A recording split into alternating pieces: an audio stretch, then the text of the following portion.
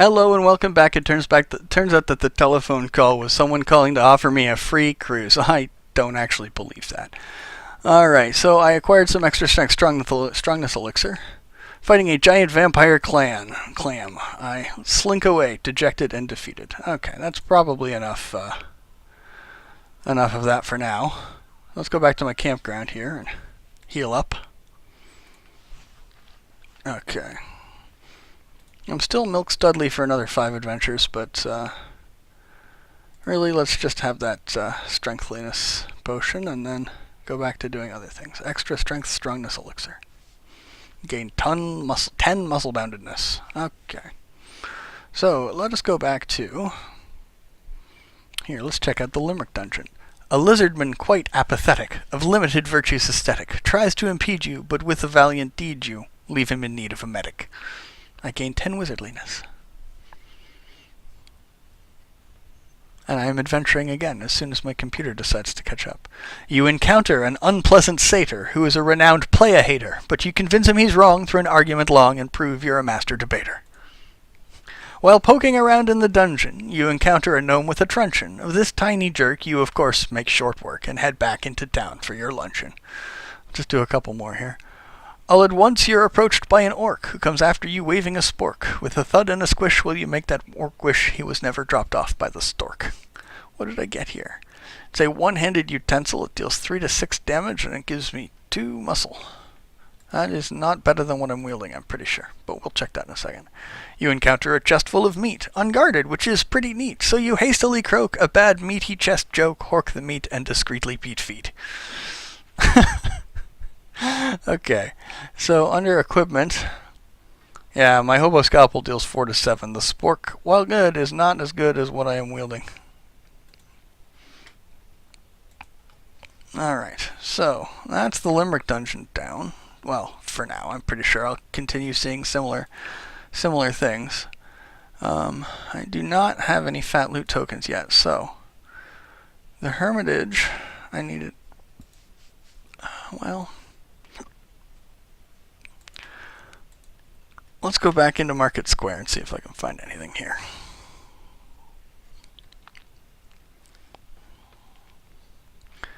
Okay, I checked out the fortune cookie. What is the cup of lukewarm tea? It's a crappy beverage which gives me the jittery effect, which causes me to regenerate MP. Well, that's cool. What's the chewing gum on a string?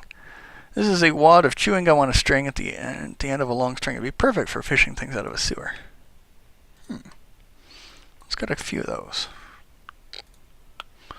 So, 50 meat a piece. That is not cheap. All right. Let us go into miscellaneous. Let us use my 3 chewing gums on a string. You fish around a nearby sewer grate. You pull it back up, and in addition to a decent amount of health, it's got an item stuck to it. You repeat the process 2 more times. So I got a turtle totem, a pasta spoon, and a worthless knick-knack. Okay. It's a one-handed weapon for the turtle tamer. This is a pasta spoon for the pastamancers, and a worthless knick-knack. You're not quite sure what this is, but you're sure it has no value. It says it cannot be traded, but that just means it cannot be traded between players. I do actually know what I'm looking for here. And I'm going to go into the Hermitage and get... This is the tooth from a baby seal. It's like a smaller version of the tooth from an adult seal. It's surprisingly sharp, unless you aren't surprised by things that are really sharp, in which case it's sharp, but not surprisingly so. I do actually want to get this. Okay, so I now no longer have anything worthless enough for him to want to trade for it. Okay. So let's go back into Seaside Town and get some more chewing gums on strings. Okay. Let's get 5. Okay, let's go back into my inventory, use another 5 chewing gums on strings. I only got 1 worthless item out of all that. I got a whole bunch of helmets, but none of which are for my class, of course. And they're all the basic things. Like if I was getting my class stuff, I would get that seal clubbing club that I got to start. But that's fine. Let's go back to the mountains and trade here, because I need to get something that will make me fortunate enough to get the other item that I need. Well, the second item that I need of 3. This has just got to be the luckiest thing you have ever seen. Of course, if you're paying attention, you might see the 10-leaf clover. There's also a figurine of an ancient seal, which I was probably going to get, but that's okay. That can wait. The hermit looks at you with a confused gleam in his eye. Oh, I apparently didn't click the button.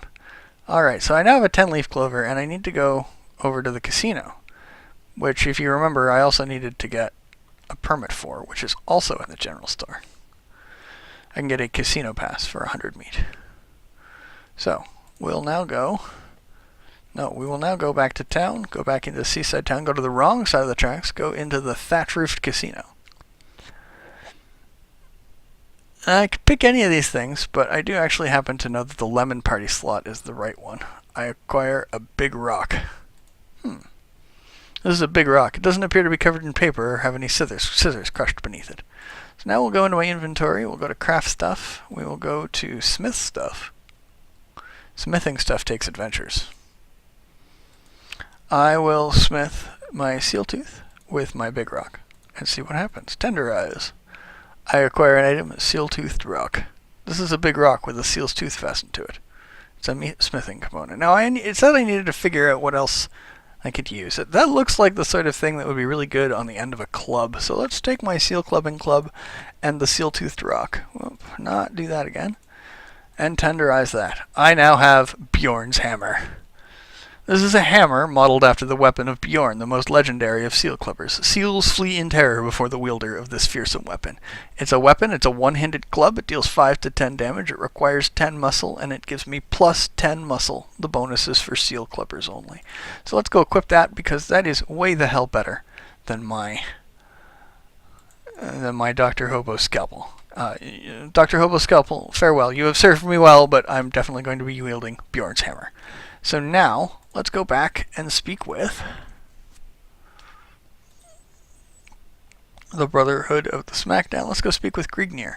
Ah, you have completed your epic weapon. Well done, Dilzim. Your next task will be to unlock the full power of the legendary epic weapon. To do this, you must travel to the nearby plains, to the place of horrors known only as the Fun House, and slay the clown lord Beelzebub. Only he possesses the materials you will need to complete your weapon. Return to me after you have done this. Remember, time is of the essence.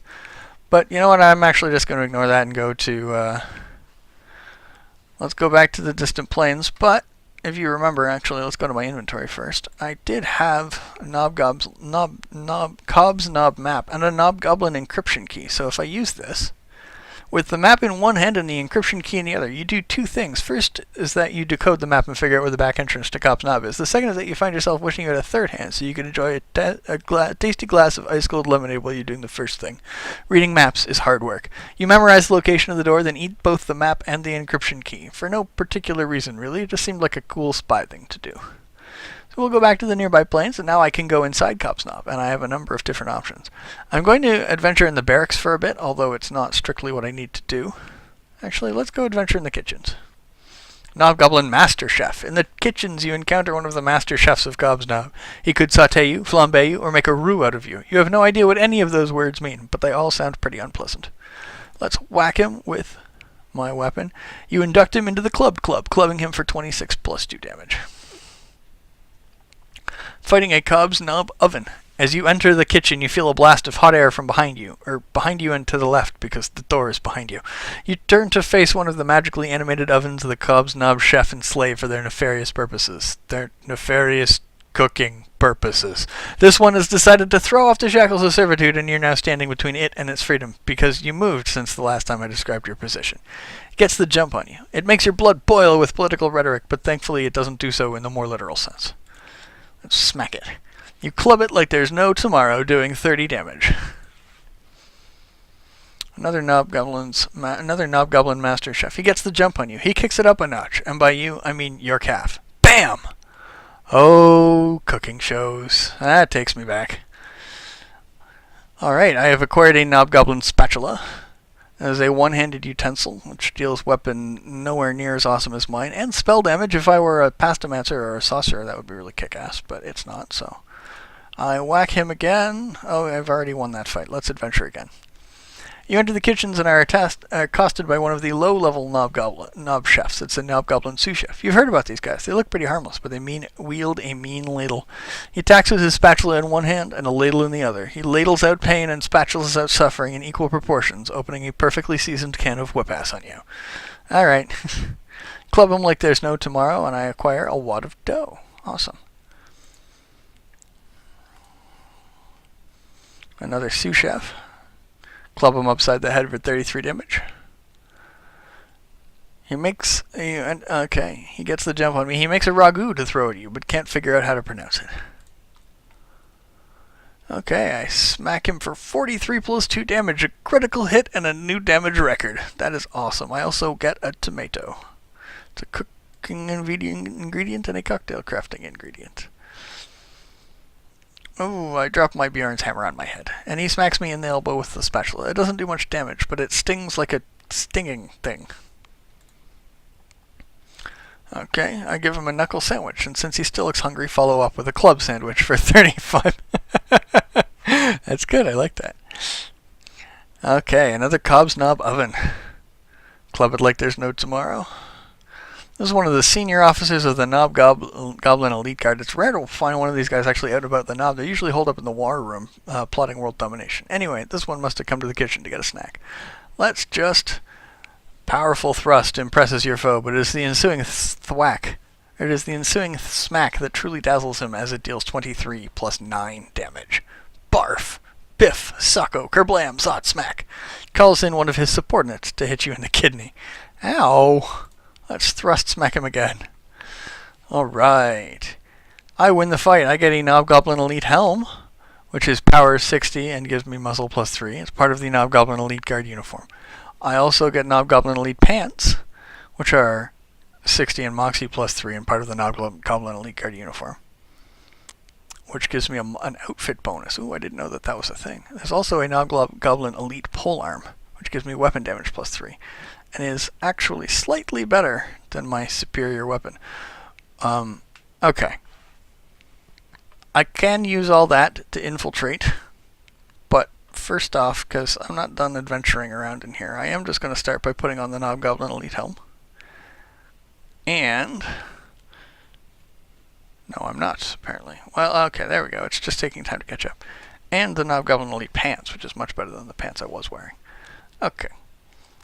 If I were to equip the Knobgoblin Elite Polearm, it would make me look like a Knobgoblin card. But I would rather use Bjorn's hammer because it gives me a whole bunch of muscle. And I will go back... Oops, I will go back to Cobb's Knob.